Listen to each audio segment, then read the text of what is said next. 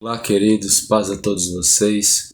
Hoje eu quero convidá-los para nós meditarmos no Salmo número 3, versos do 1 até o 3, que diz assim: Senhor, como tem crescido o número dos meus adversários. São numerosos os que se levantam contra mim. São muitos os que dizem de mim: não há em Deus salvação para ele. Porém tu, Senhor, és o meu escudo, és a minha glória e o que exalta a minha cabeça. Glória a Deus. Eu quero, de início, refletir sobre o verso 1, que diz assim: Senhor, como tem crescido o número dos meus adversários. São numerosos, são muitos os que se levantam contra mim.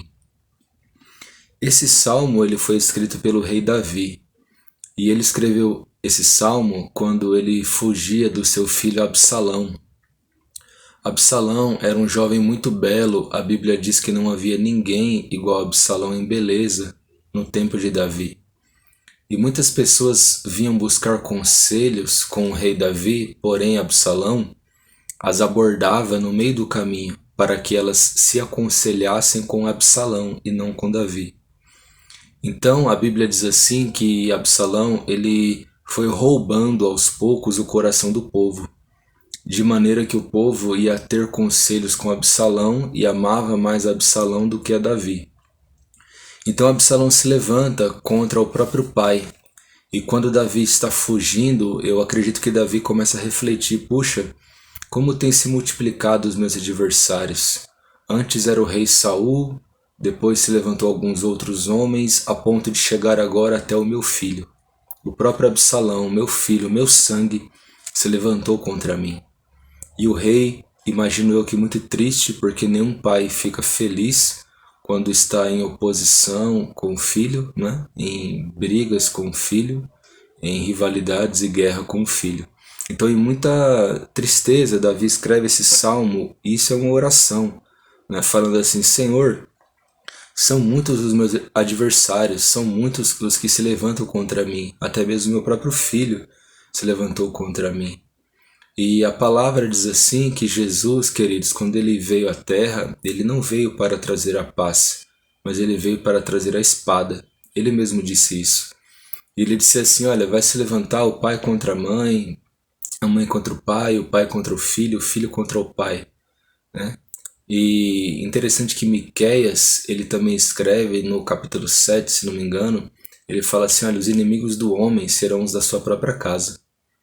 É muito comum quando as pessoas elas se entregam completamente a Cristo, a Jesus, elas sofrerem muita oposição por parte de famílias que vêm de tradições muito longas. E quando alguém, por amor a Cristo, quebra essa tradição religiosa ou cultural para que se entregue a Cristo, né, e às vezes é necessário quebrar a tradição religiosa, né, ou cultural, porque às vezes essa tradição está ferindo a Cristo, está ferindo a palavra de Deus. Então é necessário renunciar. E quando alguém faz isso, geralmente sofre muita oposição da família. A Bíblia diz assim que aquele que não deixar pai, mãe, esposa e filhos por amor a mim, não é digno de mim. Então existem casos em que será necessário não desonrar o pai e a mãe, porque é um mandamento bíblico isso, honrar pai e mãe. Mas vai existir casos na nossa caminhada cristã em que será necessário, se for para que a gente decida e se em algum momento nós escolhermos sempre a Deus. E isso não é ferir o mandamento, pelo contrário, é amar a Deus sobre todas as coisas. Então, se você está passando alguma dificuldade familiar por conta do novo caminho que você está seguindo, se você está passando alguma oposição de uma pessoa que era tão seu amigo ou tão sua amiga e depois que você foi a Cristo, né? Então você está no caminho certo, né? Porque Paulo fala a Timóteo: olha, aqueles que querem seguir piamente a Jesus, eles padecerão muitas e muitas perseguições. Então aqueles que querem andar junto com Jesus, eles terão muitos inimigos humanos. Muitos inimigos humanos. E esses inimigos humanos podem ser até inimigos cujo sangue nas veias seja do seu próprio sangue.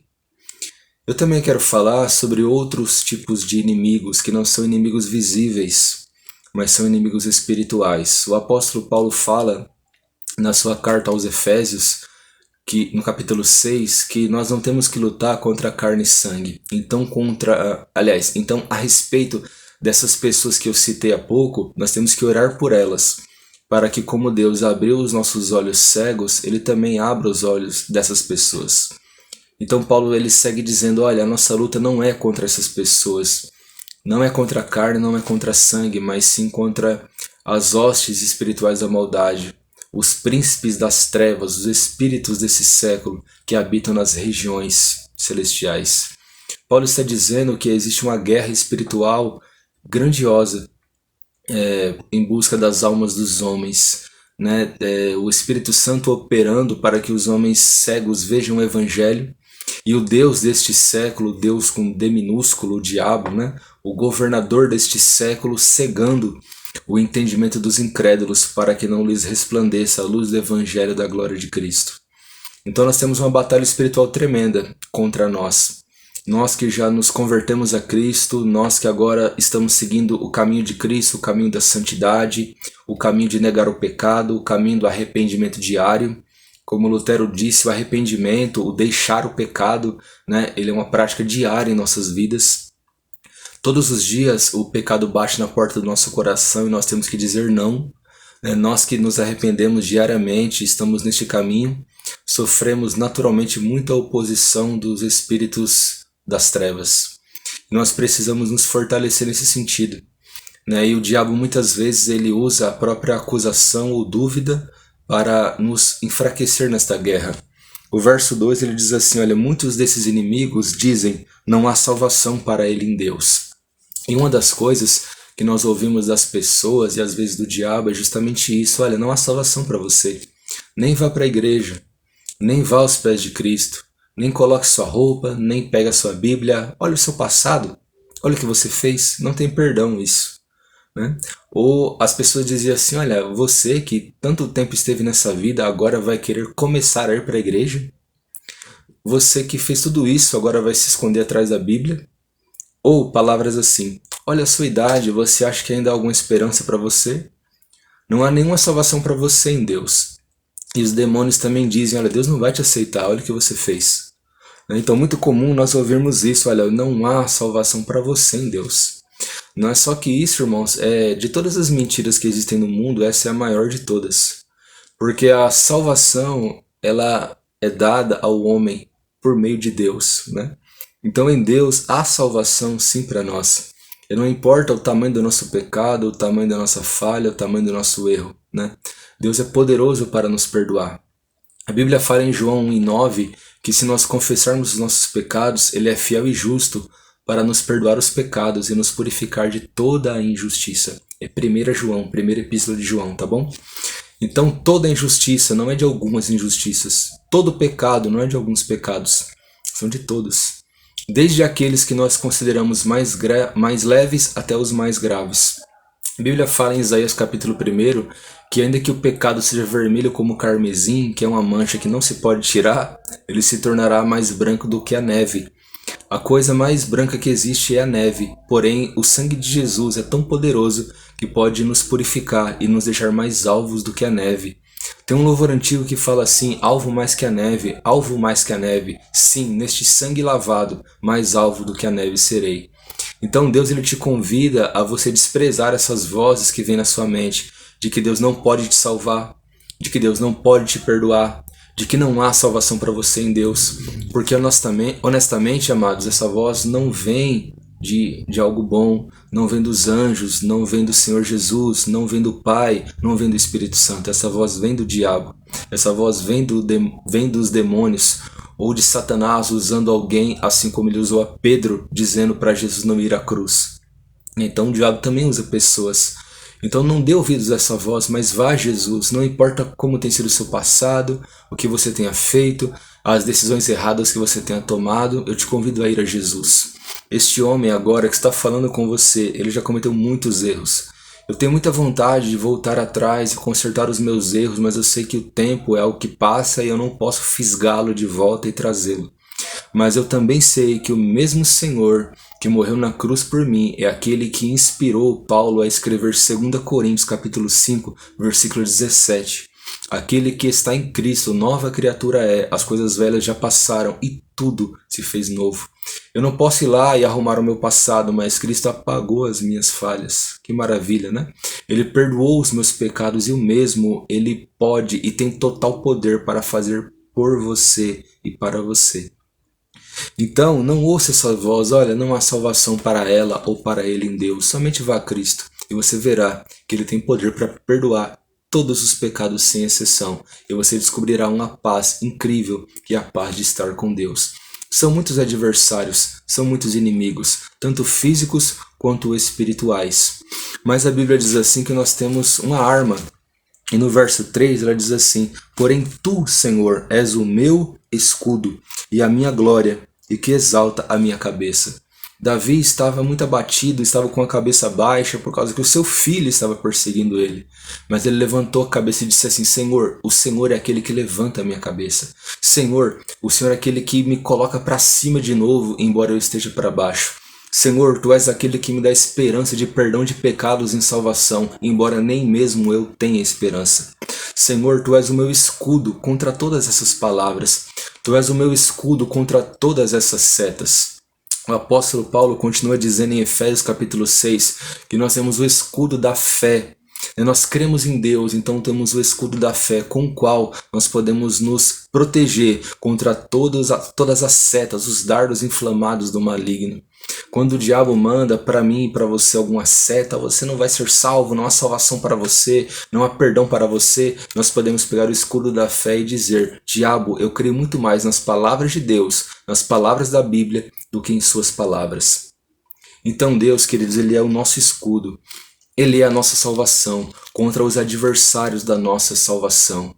Revisando, quanto aos homens, vamos orar para que Deus abra os olhos deles, aqueles que se opõem à vida cristã, à pregação verdadeira do Evangelho. Quanto aos demônios, vamos resisti-los com jejum e oração, nos submetendo a Deus e resistindo ao diabo para que ele fuja de nós, conforme está em Tiago.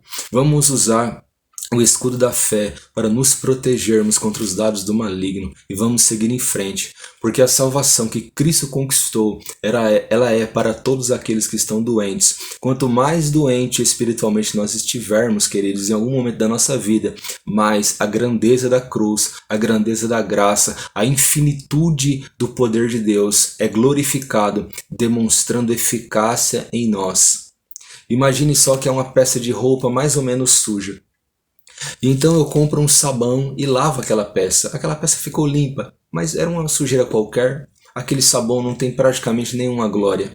Agora imagine que uma camisa branca caiu no óleo, depois caiu na manga, depois derrubaram açaí em cima dela, né? E eu pego aquele sabão que eu comprei e tento lavar, mas não consegue limpar. Somente, queridos, um sabão extremamente poderoso para poder limpar aquilo. E quando aquele sabão limpar aquela sujeira, ele será glorificado. Eu direi assim: que sabão poderoso que limpou a mancha do óleo, da manga, do açaí, né? Exatamente assim que a glória de Deus se manifesta, né? Deus, ele foi grandemente glorificado na salvação de Paulo, por exemplo, no perdão ao rei Manassés, que foi um péssimo rei, né? Na conversão de Zaqueu, né? Na mulher que foram expulsos 7 demônios, na conversão de Maria Madalena, né? Então a grande verdade, é claro que nós não vamos pecar para que a glória de Deus se manifeste mais, mas aqueles que já são escravos do pecado, saibam que Deus, ele quer glorificar o seu nome de maneira grandiosa, salvando justamente você. Quanto maior os pecadores que Deus salva, maior é a glorificação do nome de Deus e do sangue de Jesus. Tá bom, queridos? Então confie nesta palavra, não é a minha palavra, é a palavra do Senhor. Creia que Deus é poderoso para te salvar. E você que já está salvo, Deus sustentará você nesta batalha. Lutero disse assim: se a obra é de Deus, Ele a sustentará. Deus sustentará você nesta guerra e nesta batalha, tá bom? Quero pedir a você que compartilhe gentilmente com seus amigos, com seus conhecidos, com seus grupos. Compartilhe esta palavra para que mais pessoas tenham acesso a ela e possam ser transformadas pelo poder maravilhoso da palavra do Senhor, tá bom? Deus te abençoe, ore por mim, pela minha família, estarei orando pelos irmãos também. Deus abençoe a cada um.